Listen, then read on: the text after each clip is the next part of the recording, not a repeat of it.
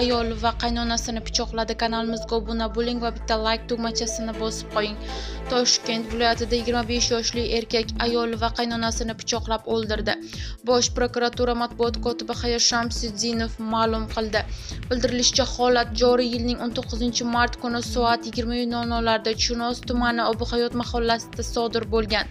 Bo'ston ko'chasi 48-uyda yashovchi 2000-yilda tug'ilgan K.A. birga yashab kelgan ayol R.F. bilan o'zaro rashk oqibatida janjallashib, janjal vaqtida oshxona pichog'i bilan ayolning turli joylariga tan jarohati yetkazib, uni qasddan o'ldirgan.